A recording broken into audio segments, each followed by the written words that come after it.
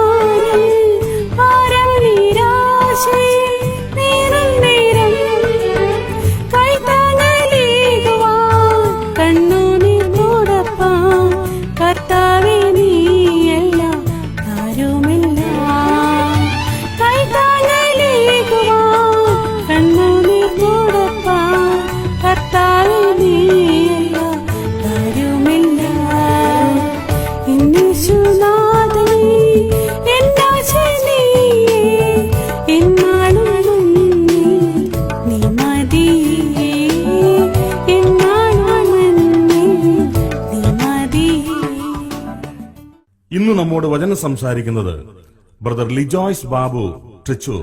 ദൈവനാമത്തിന് മഹത്വം.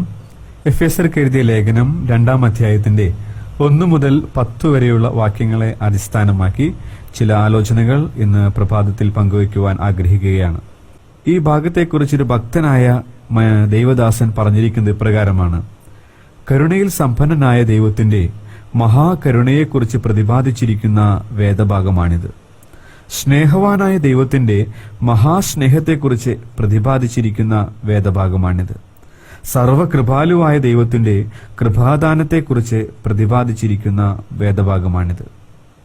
ഈ വേദഭാഗത്തിന്റെ പ്രധാനപ്പെട്ട ആശയം എന്ന് പറയുന്നത് പാപികളായ മനുഷ്യവർഗത്തെ ദൈവം ജീവിപ്പിച്ച് ഉയർപ്പിച്ച് സ്വർഗത്തിലിരുത്തി എന്നുള്ളതാണ്. മനുഷ്യന്റെ പരിതാപകരമായ അവസ്ഥയിൽ അവൻ ഒന്നും ചെയ്യാൻ സാധിക്കാതിരിക്കുമ്പോൾ കരുണയിൽ സമ്പന്നനായ കൃപ നിറഞ്ഞവനായ മഹാസ്നേഹവാനായ ദൈവം മനുഷ്യർക്കായി ചെയ്ത പ്രവൃത്തിയുടെ സംക്ഷിപ്ത രൂപമാണ് നമുക്ക് ഈ ഭാഗത്ത് കാണുവാനായിട്ട് സാധിക്കുന്നത്. നാം ഈ വേദഭാഗം ചിന്തിക്കുമ്പോൾ ദൈവം എപ്പോഴാണ് പാപികളായിരുന്ന മനുഷ്യരെ ജീവിപ്പിച്ചത് എന്നുള്ളത് നമുക്ക് ചിന്തിക്കുവാനായിട്ട് സാധിക്കും. നാം അവിടെ ഇങ്ങനെയാണ് വായിക്കുന്നത്: അതിക്രമങ്ങളാലും പാപങ്ങളാലും മരിച്ചവരായിരുന്നപ്പോൾ. മനുഷ്യവർഗം അതിക്രമങ്ങളിലും പാപങ്ങളിലും മരിച്ചവരായിരുന്നപ്പോഴാണ് ദൈവം ജീവിപ്പിക്കുവാനായിട്ട് ഇടയായിട്ട് തീർന്നത്. അതിക്രമം എന്ന് വെച്ചാൽ തെറ്റായ ചുവട് വഴിവിട്ടു പോവുക എന്നുള്ളതാണ് അർത്ഥം. പാപം എന്ന് വെച്ചാൽ ലക്ഷ്യം തെറ്റുക, ലക്ഷ്യത്തിൽ നിന്ന് തെറ്റുക എന്നുള്ളതാണ് ആശയം. മരണം എന്ന് പറയുമ്പോൾ വേർപാട് എന്നുള്ളതാണ്. എന്ന് വെച്ചാൽ ഒരാൾ എന്ത് ലക്ഷ്യത്തിനോ ഉപയോഗത്തിനോ ഉദ്ദേശിക്കപ്പെട്ടിട്ടാണോ അവൻ ഈ ഭൂമിയിലേക്ക് വന്നത്, അതിൽ നിന്നുള്ള വേർപാടാണ് മരണം എന്ന് പറയുന്നത്. നമുക്ക് സംക്ഷിപ്തമായിട്ട് ഇത്തരത്തിൽ അത് ചിന്തിക്കുവാനായിട്ട് സാധിക്കും. ദൈവത്തെ അറിയുവാനും അവന്റെ കൂട്ടായ്മയിൽ ഇരിക്കുവാനും അവനെ ആരാധിക്കുവാനും സേവിക്കുവാനും സൃഷ്ടിക്കപ്പെട്ട മനുഷ്യൻ സ്വന്തം ഇഷ്ടപ്രകാരത്തിൽ ജീവിക്കുന്നു. അതിന്റെ കാരണം അതിക്രമവും പാപവും എന്നുള്ളതാണ്. അത്തരത്തിലുള്ള ഒരു അവസ്ഥയിലായിരുന്നപ്പോഴാണ് ദൈവം മനുഷ്യരെ ജീവിപ്പിക്കുവാനായിട്ട് ഇടയായിട്ട് തീർന്നത്. അടുത്തതായി എഫേസ്യർ ലേഖനം തന്നെ 2-ാം അധ്യായത്തിന്റെ 5-ാം വാക്യത്തിലേക്ക് വരുമ്പോൾ ദൈവം എങ്ങനെയാണ് ജീവിപ്പിച്ചത് എന്നുള്ളത് നമുക്ക് കാണുവാനായിട്ട് സാധിക്കും. നാം അവിടെ ഇങ്ങനെ വായിക്കുന്നു: ക്രിസ്തുവിനോട് കൂടെ ജീവിപ്പിച്ചു, അഥവാ ക്രിസ്തുവിൽ നമ്മെ ജീവനുള്ളവരാക്കി തീർത്തു. ദൈവ വഴി വിട്ട് സ്വന്തം വഴിയിൽ ചരിച്ച, മറ്റൊരു വിധത്തിൽ പറഞ്ഞാൽ ദൈവ ലക്ഷ്യങ്ങളിൽ നിന്ന് വ്യതിചലിച്ചു പോയ നമ്മെ സ്വയമായി തിരിച്ചു വരുവാൻ ഒരിക്കലും സാധിക്കാതിരുന്നപ്പോൾ ക്രിസ്തു തന്റെ ദേഹമെന്ന തിരശ്ശീല ചീന്തിക്കൊണ്ട് വേർപാടിന്റെ നടുച്ചുവർ നീക്കി നമുക്ക് പുതിയ ജീവൻ നൽകുവാനായിട്ട് ഇടയായിട്ട് തീർന്നു. അങ്ങനെയാണ് ക്രിസ്തുവിനോടുകൂടെ ജീവിപ്പിക്കുവാൻ ദൈവത്തിന് പ്രസാദമായി. തുടർന്ന് നാം വായിക്കുമ്പോൾ എന്തുകൊണ്ടാണ് ദൈവം നമ്മെ ജീവിപ്പിച്ചത്, എന്താണ് അതിന്റെ കാരണം എന്നുള്ളത് തുടർന്നുള്ള വാക്യത്തിൽ നമുക്ക് കാണുവാനായിട്ട് സാധിക്കും. 2-ാം അധ്യായത്തിന്റെ 4-ാം വാക്യത്തിൽ നാം വായിക്കുന്നു: കരുണാസമ്പന്നൻ ആയതിനാൽ. 2:4 നാം വായിക്കുന്നു: സ്നേഹമുള്ളവൻ ആയതിനാൽ. 2:6 നാം വായിക്കുന്നു: ദയയുള്ളവൻ അഥവാ കൃപയുള്ളവൻ ആയതിനാൽ.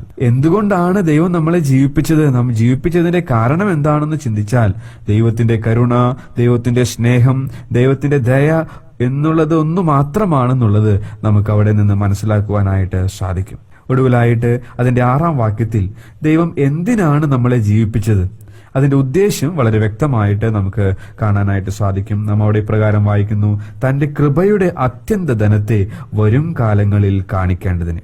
വില്യം മക്ഡൊണാൾഡ് എന്ന് പറയുന്ന വേദപണ്ഡിതൻ വളരെ മനോഹരമായി ഇതിനെക്കുറിച്ചുള്ള വ്യാഖ്യാനം എഴുതിയിരിക്കുന്നത് പരിശോധിക്കുവാനായിടയായിട്ട് തീർന്നു.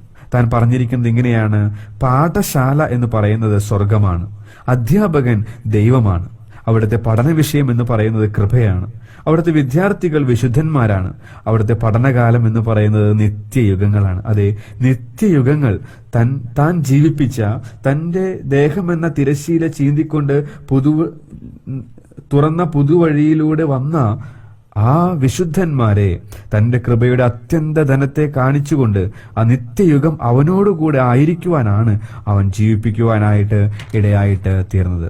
നമ്മെ സംബന്ധിച്ചും വളരെ പരിതാപകരമായ അവസ്ഥയിലായിരുന്ന നമ്മെ, അതിക്രമങ്ങളിലും പാപങ്ങളിലും മരിച്ചവരായിരുന്ന നമ്മെ ജീവിപ്പിച്ച് അവന്റെ കൃപയുടെ അത്യന്ത ധനത്തെ കാണിക്കുവാനായിട്ട് ഉള്ള അനുഗ്രഹീതമായ പദവിയിലേക്ക് കൊണ്ടുവന്ന ആ ദൈവത്തെ സ്തുതിച്ചുകൊണ്ട് ആരാധിച്ചുകൊണ്ട് നമുക്ക് ജീവിക്കാം. അതിനായിട്ട് ദൈവാത്മാവ് നമ്മെ സഹായിക്കുമാറാകട്ടെ.